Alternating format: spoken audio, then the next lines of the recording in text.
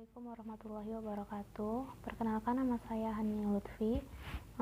Di sini saya akan membahas pembuktian mengenai teorema Darboux. Nah, teorema ini disebut juga dengan teorema antara ya. Teorema Darboux ini berbunyi jika fungsi f terdiferensial dalam interval tertutup a, b dan K adalah sebuah bilangan di antara f aksen A dan f aksen B, maka terdapat setidaknya satu titik C di interval terbuka A, B sedemikian hingga f aksen C sama dengan K. Nah, di sini kita ketahui bahwa I merupakan interval tertutup A, B. Maksudnya interval tertutup itu kan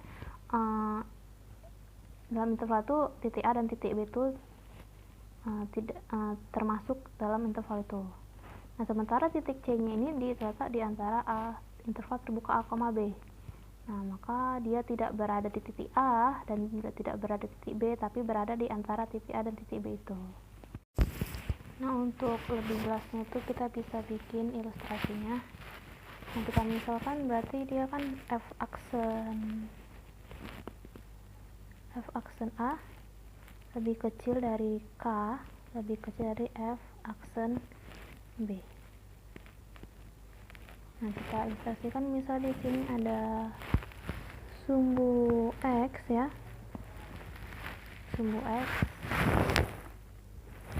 Dan di sini ada sumbu Y. Nah, dan ini misal titik A. Dan ini ada titik B. Nah, kemudian ada sebuah fungsi f yang terdiferensial antara dalam interval I. Kita misalkan fungsi f-nya itu seperti ini. Ya. Berarti kan A-nya di sini, maka ini merupakan f aksen A, ya kan? Dan jika B-nya di sini, dan ini merupakan f aksen B.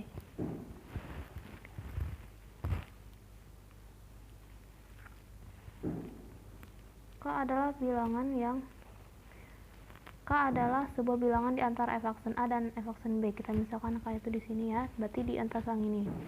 Dan terdapat satu titik C di A, B, maksud di interval A, B. Dia titik C-nya itu tidak berada di A dan tidak berada di B, tapi dia di antara ini, di antara sini semua ya. Ini titik C, dan maka kalau kita buat ini berarti f aksen C-nya sama dengan K. Ini K ya, f aksen C sama dengan K. Nah, ini merupakan ilustrasinya. Untuk pembuktiannya, pertama kita itu mendefinisikan sebuah fungsi baru. Misalkan ada fungsi baru yaitu fungsi G, ya kan, dimana ini G ini merupakan fungsi yang terdiferensial juga di selang tertutup A, B. Dan fungsi G ini memetakan ke selang real, di mana Gx sama dengan Kx dikurang Fx. Nah, ini merupakan rumusnya.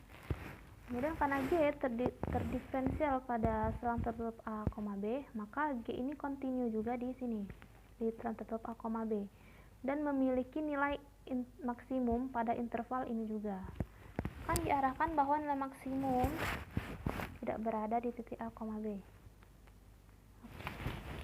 Kita misalkan X sama dengan A, kan? Maka di sini karena Gx sama dengan Gx tadi, terus lagi Gx sama dengan Kx kurang Fx.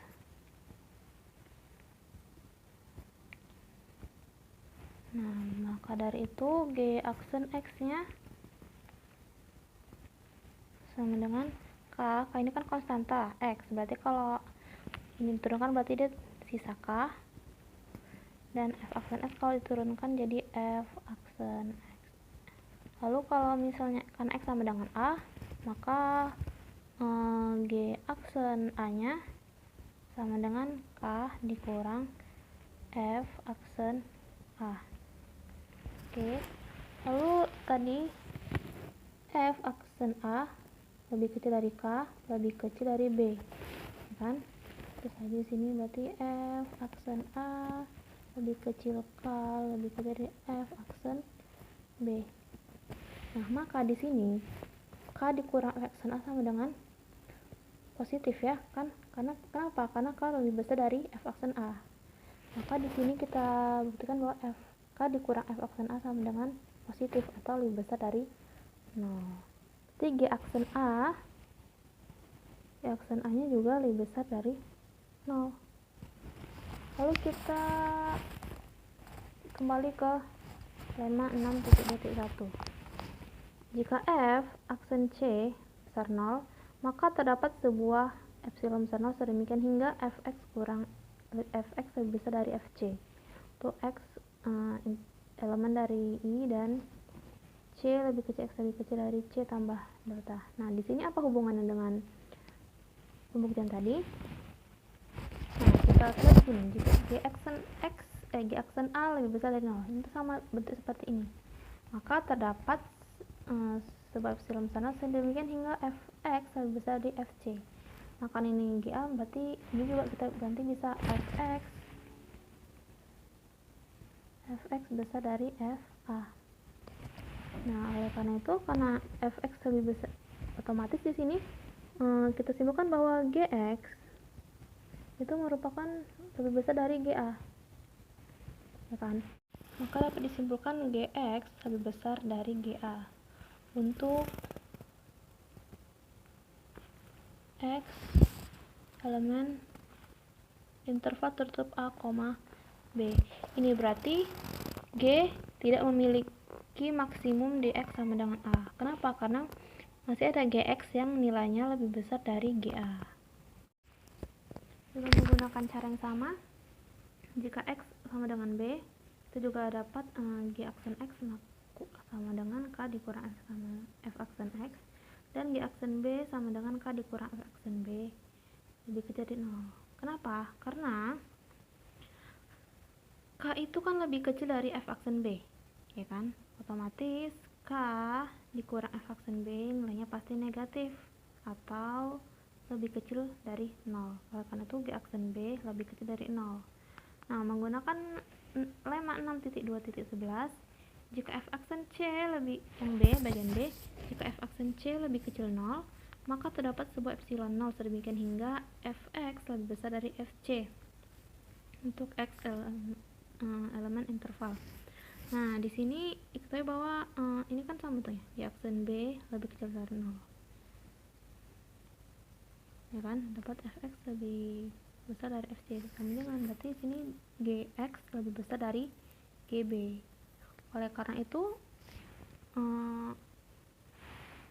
G tidak memiliki maksimum di X sama dengan B. Karena G